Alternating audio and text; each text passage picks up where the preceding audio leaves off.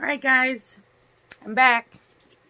Continuing with New Moon today, or right now, because I just got home from work. And my hair, you can tell.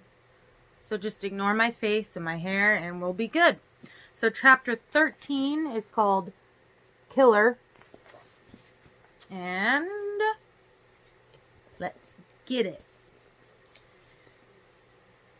If it was anyone but Jacob, I thought to myself, shaking my head as I drove down the forest-lined highway to La Push. I still wasn't sure if I was doing the right thing, but I'd made a compromise with myself.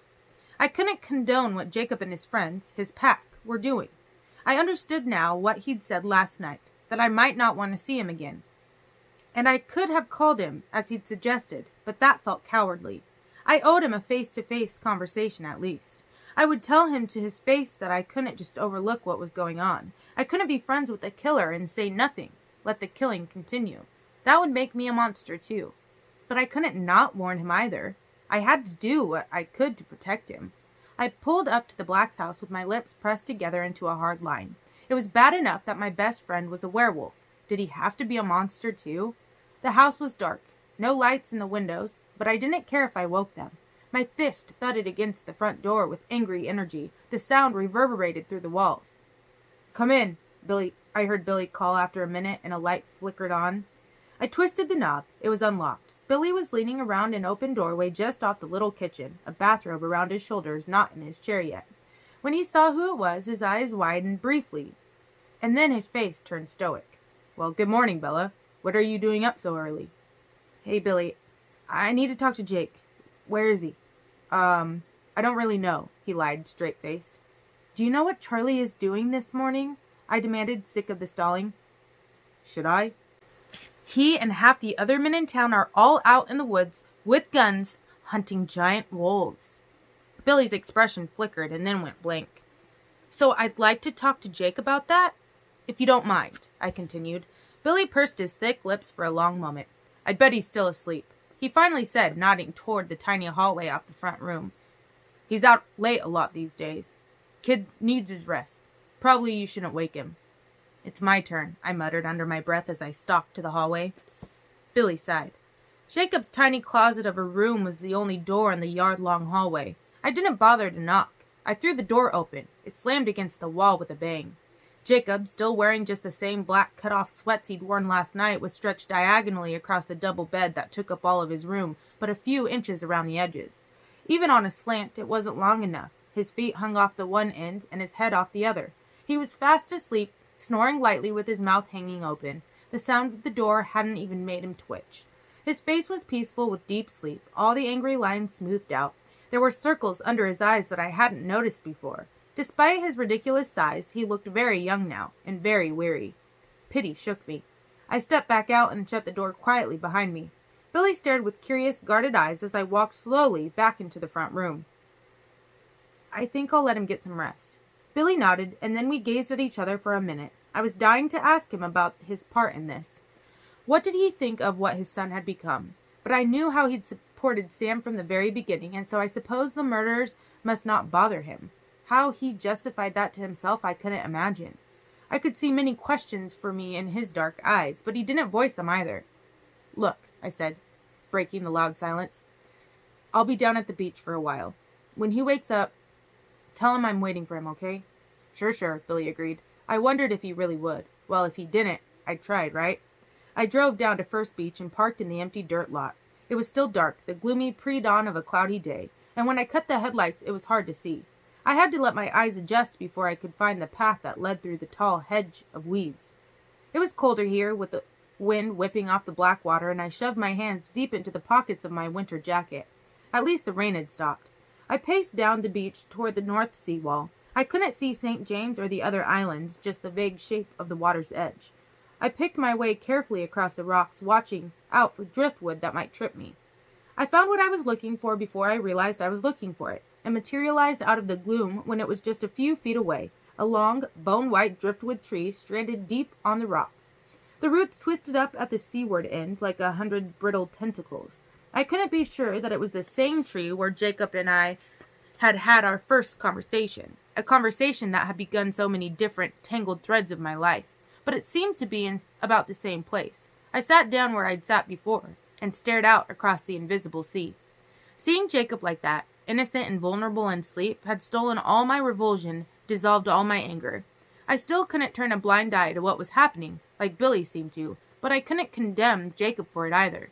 Love didn't work that way, I decided. Once you cared about a person, it was impossible to be logical about them anymore. Jacob was my friend whether he killed people or not, and I didn't know what I was going to do about that. When I pictured him sleeping so peacefully, I felt an overpowering urge to protect him. Completely illogical. Illogical or not, I brooded over the memory of his peaceful face, trying to come up with some answer, some way to shelter him, while the sky slowly turned gray. "Hi, Bella." Jacob's voice came from the darkness and made me jump. It was soft, almost shy, but I'd been expecting some forewarning from the noisy rocks, and so it still startled me. I could see his silhouette against the coming sunrise. It looked enormous. "Jake?" He stood several paces away, shifting his weight from foot to foot anxiously. "Billy told me you came by. Didn't take you very long, did it? I knew you could figure it out." "Yeah. I remember the story now," I whispered. It was quiet for a long moment, and though it was still too dark to see well, my skin prickled as if his eyes were searching my face. There must have been enough light for him to read my expression, because when he spoke again, his voice was suddenly acidic. "You could have just called," he said harshly. I nodded. "I know." Jacob started pacing along the rocks. If I listened very hard, I could just hear the gentle brush of his feet on the rocks behind the sound of the waves. The rocks had clattered like castanets for me. "Why did you come?" he demanded, not halting his angry stride. "I thought it would be better face to face." He snorted. "Oh, much better. Jacob, I have to warn you. About the rangers and the hunters? Don't worry about it. We already know." "Don't worry about it?" I demanded in disbelief. "Jake, they've got guns. They're setting traps and offering rewards and—" "We can take care of ourselves," he growled, still pacing. "They're not going to catch anything. They're only making it more difficult. They'll start disappearing soon enough, too." "Jake!" I hissed. "What? It's just a fact." My voice was pale with revulsion. "How can you feel that way? You know these people. Charlie's out there." The thought made my stomach twist. He came to an abrupt stop. "What more can we do?" he retorted. The sun turned the clouds a silvery pink above us. I could see his expression now. It was angry, frustrated, betrayed. "Could you, try to not be a werewolf?" I suggested in a whisper. He threw his hands up in the air. "Like I have a choice about it," he shouted. "And how would that help anything, if you're worried about people disappearing?" "I don't understand you." He glared at me, his eyes narrowing and his mouth twisting into a snarl. "You know what makes me so mad I could just spit?" I flinched away from his hostile expression. He seemed to be waiting for an answer, so I shook my head. "You're such a hypocrite, Bella. There you sit, terrified of me. How is that fair?" His hand shook with anger. "Hypocrite? How does being afraid of a monster make me a hypocrite?" "Ugh!" he groaned, pressing his trembling fists to his temples and squeezing his eyes shut. "Would you listen to yourself?" "What?" He took 2 steps toward me, leaning over me and glaring with fury. "Well, I'm so sorry that I can't be the right kind of monster for you, Bella. I guess I'm just not as great as a bloodsucker, am I?" I jumped to my feet and glared back. "No, you're not," I shouted. "It's not what you are, stupid. It's what you do." "What's that supposed to mean?" he roared, his entire frame quivering with rage. I was taken entirely by surprise when Edward's voice cautioned me. "Be very careful, Bella," his velvet voice warned. "Don't push him too far. You need to calm him down." Even the voice in my head was making no sense today. I listened to him, though. I would do anything for that voice. "Jacob," I pleaded, making my tone soft and even. "Is it really necessary to kill people, Jacob? Isn't there some other way?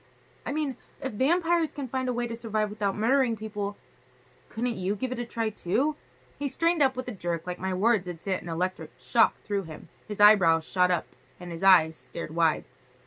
"Killing people," he demanded. "What did you think we were talking about?" He wasn't trembling anymore. He looked at me with half-hopeful disbelief. "I thought we were talking about your disgust for werewolves." "No, Jake, no. It's not that you're a wolf. That's fine," I promised him, and I knew as I said the words that I meant them. I really didn't care if he turned into a big wolf. He was still Jacob. If you could just find a way not to hurt people, that's all that upsets me. These are innocent people, Jake, people like Charlie, and I can't just look the other way while you... Is that all? Really? He interrupted me, a smile breaking across his face. You're just scared because I'm a murderer? That's the only reason. Isn't that reason enough? He started to laugh. Jacob Black, this is so not funny. Sure, he agreed, still chortling. He took one long stride and caught me in another vice-type bear hug. You really, honestly, don't mind that I morph into a giant dog? He asked, his voice joyful in my ear. No, I gasped. Can't breathe, Jake. He let me go, but took both my hands. I'm not a killer, Bella. I studied his face, and it was clear that this was the truth. Relief pulsed through me. Really? I asked. Really, he promised solemnly. I threw my arms around him. It reminded me of that first day with the motorcycles. He was bigger, though, and I felt even more like a child now. Like that other time, he stroked my hair. Sorry I called you a hypocrite, he apologized. Sorry I called you a murderer. He laughed. I thought of something then and pulled away from him so that I could see his face, my eyebrows furrowed in anxiety. What about Sam? And the others? He shook his head, smiling like a huge burden had been removed from his shoulders. Of course not. Don't you remember what we call ourselves? The memory was clear. I'd just been thinking of that very day. Protectors? Exactly. But I don't understand. What's happening in the woods? The missing hikers? The blood? His face was serious, worried at once. We're trying to do our job, Bella. We're trying to protect them, but we're always just a little too late. Protect them from what? Is there really a bear out there too? Bella, honey, we only protect people from one thing. Our one enemy. It's the reason we exist. Because they do. I stared at him blankly for 1 second before I understood. Then the blood drained from my face and a thin, wordless cry of horror broke through my lips. He nodded. I thought you, of all people, would realize what was really going on. Laurent, I whispered. He's still here. Jacob blinked twice and cocked his head to one side. Who's Laurent? I tried to sort out the chaos in my head so that I could answer. You know. You saw him in the meadow. You were there. The words came out in a wondering tone as it all sunk in. You were there, and you kept him from killing me. Oh, the black-haired leech? He grinned a tight, fierce grin. Was that his name? I shuddered. What were you thinking? I whispered. He could have killed you. Jake, you don't realize how dangerous. Another laugh interrupted me. Bella, one lone vampire isn't much of a problem for a pack as big as ours. It was so easy. It was hardly even fun. What was so easy? Killing the bloodsucker who was going to kill you. Now, I don't count that towards the whole murder thing, he added quickly. Vampires don't count as people. I could only mouth the words. You killed Laurent? He nodded. Well, it was a group effort, he qualified. Laurent is dead? I whispered. His expression changed. You're not upset about that, are you? He was going to kill you. He was going for the kill, Bella. We were sure of that before we attacked. You know that, right? I know that. No, I'm not upset. I had to sit down. I stumbled back a step until I felt the driftwood against my calves and then sank down onto it. Laurent is dead. He's not coming back for me. You're not mad? He wasn't one of your friends or anything, was he? My friend? I stared up at him, confused and dizzy with relief. I stared, babbling, my eyes getting moist. No, Jake, I'm so relieved. I thought he was going to find me. I've been waiting for him every night, just hoping that he'd stop with me and leave Charlie alone. I've been so frightened, Jacob. But how? He was a vampire. How did you kill him? He was so strong, so hard, like marble. He sat down next to me and put one big arm around me comfortingly. It's what we're made for, Bells. We're strong too. I wish you would have told me that you were so afraid. You didn't need to be. You weren't around, I mumbled, lost in thought. Oh, right. Wait, Jake. I thought you knew, though. Last night, you said it wasn't safe for you to be in my room. I thought you knew that a vampire might be coming. Isn't that what you were talking about? He looked confused for a minute, and then he ducked his head. No, that's not what I meant. Then why didn't you think it was safe for you there? He looked at me with guilt-ridden eyes.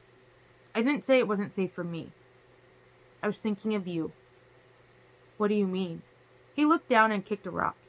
There's more than one reason I'm not supposed to be around you, Bella. I wasn't supposed to tell you our secret for one thing, but the other part is that it's not safe for you. If I get too mad, too upset, you might get hurt. I thought about that carefully. When you were mad before, when I was yelling at you and you were shaking, yeah, his face dropped even lower. That was pretty stupid of me. I have to keep a better hold on myself. I swore I wasn't going to get mad no matter what you said to me, but I just got so upset that I was going to lose you, that you couldn't deal with what I am.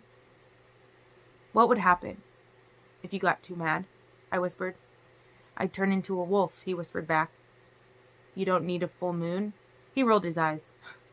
Hollywood's version doesn't get much right. Then he sighed and was serious again. You don't need to be so stressed out, Bells. We're going to take care of this, and we're keeping a special eye on Charlie and the others. We won't let anything happen to him. Trust me on that. Something very, very obvious, something I should have grasped at once, but I'd been so distracted by the idea of Jacob and his friends fighting with Laurent that I'd completely missed it at the time, occurred to me only then, when Jacob used the present tense again. We're going to take care of this. It wasn't over. Laurent is dead, I gasped, and my entire body went ice cold. Bella? Jacob asked anxiously, touching my ashen cheek. If Laurent died a week ago, then someone else is killing people now? Jacob nodded. His teeth clenched together and he spoke through them. There were two of them. We thought his mate would want to fight us. In our stories, they usually get pretty pissed off if you kill their mate, but she just keeps running away and then coming back again. If we could figure out what she was after, it would be easier to take her down, but she makes no sense. She keeps dancing around the edges like she's testing our defenses, looking for a way in, but in where? Where does she want to go? Sam thinks she's trying to separate us so she'll have a better chance. His voice faded until it sounded like it was coming through a long tunnel.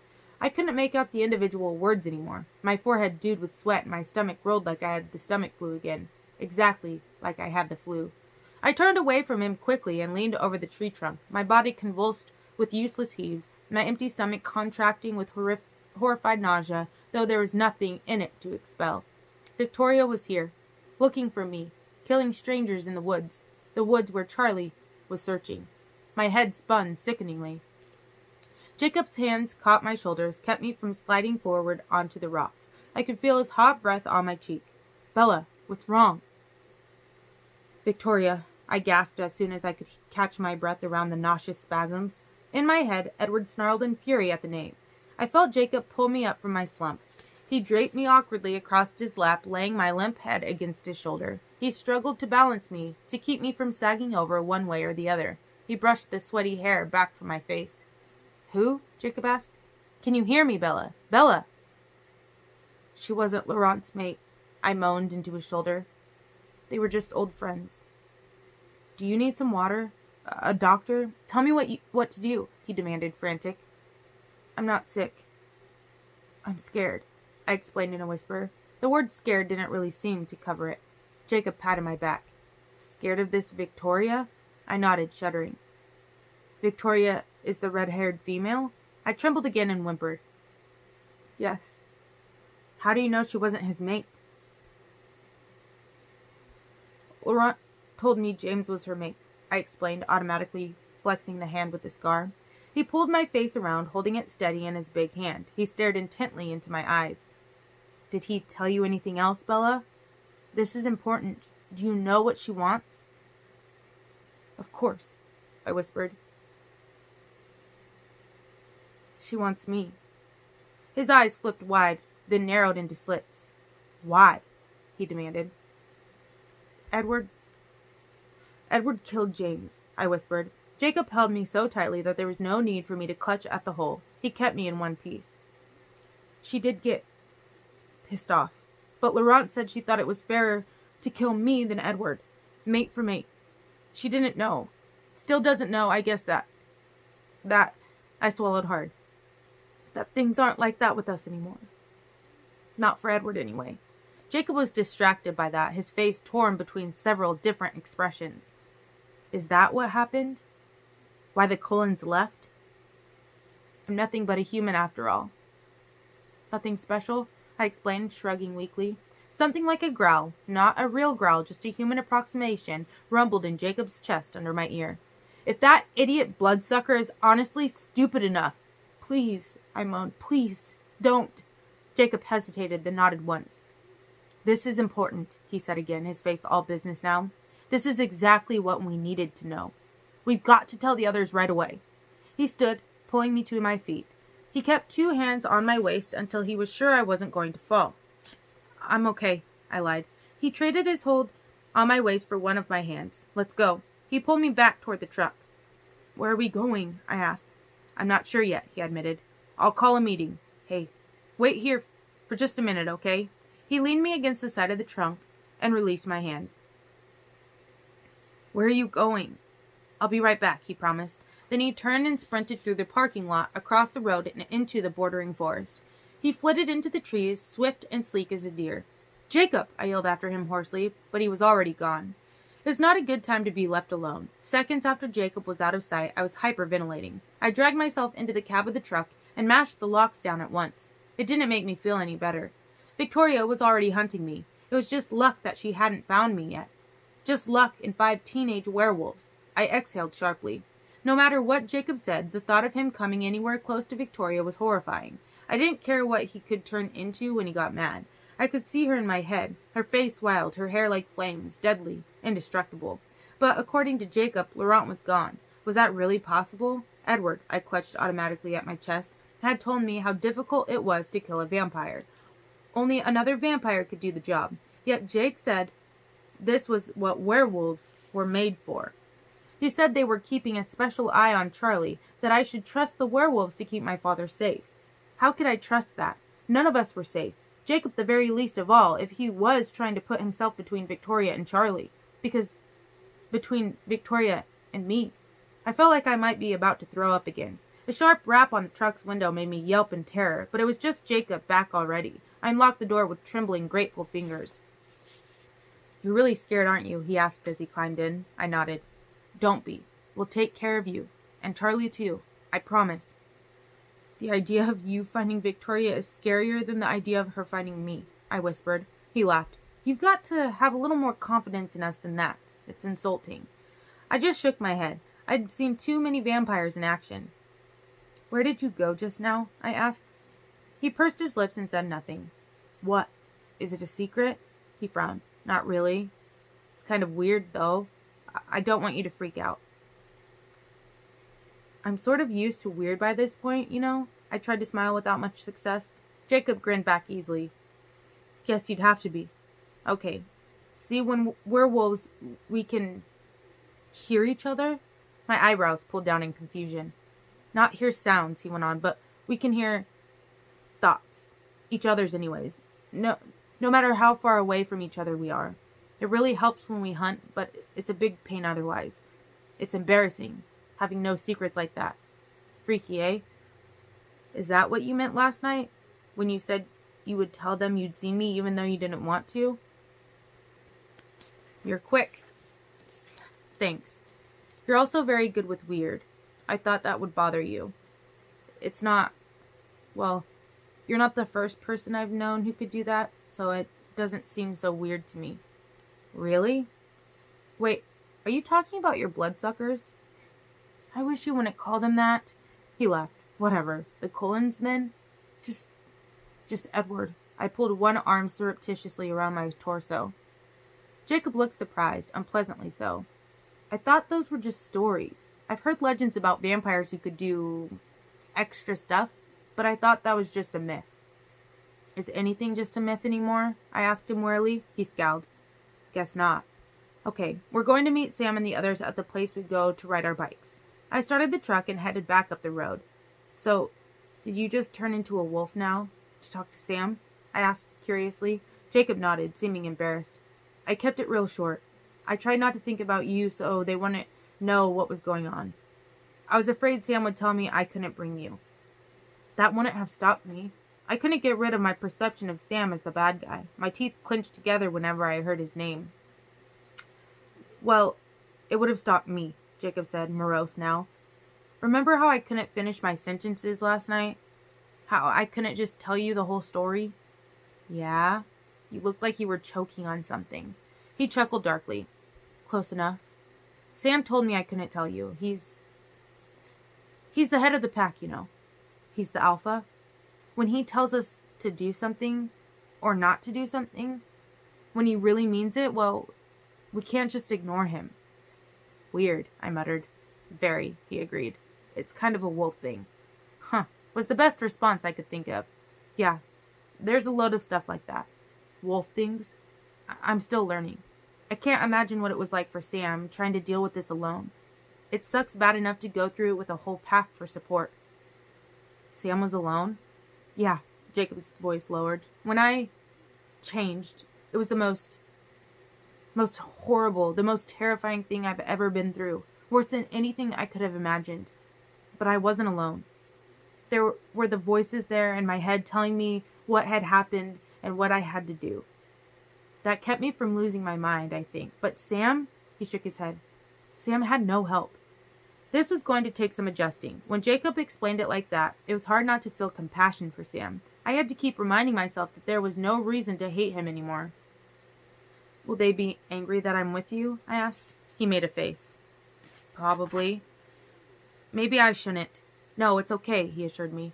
You know a ton of things that can help us.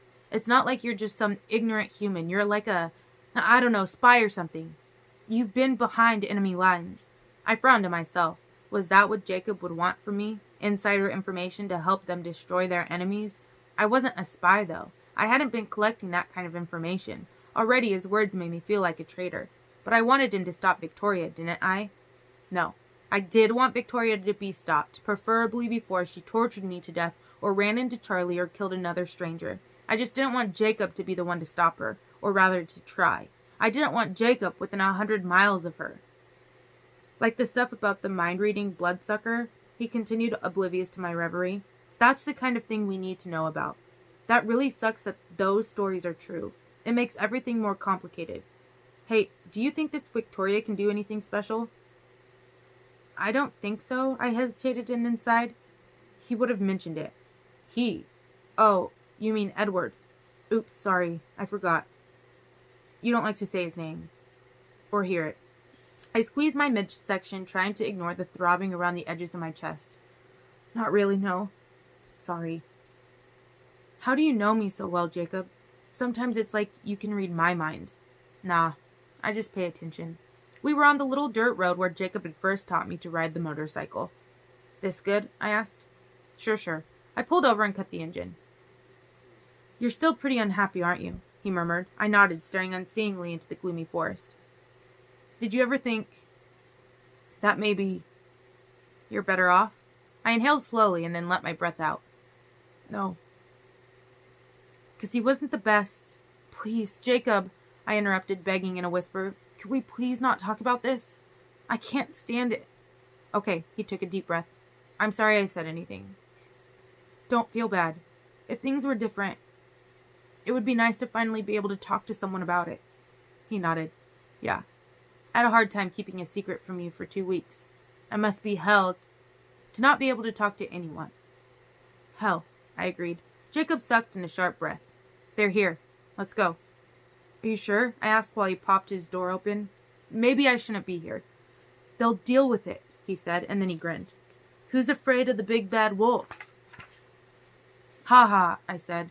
But I got out of the truck, hurrying around the front end to stand close beside Jacob. I remembered only too clearly the giant monsters in the meadow. My hands were trembling like Jacob's had been before, but with fear rather than rage. Jake took my hand and squeezed it. Here we go.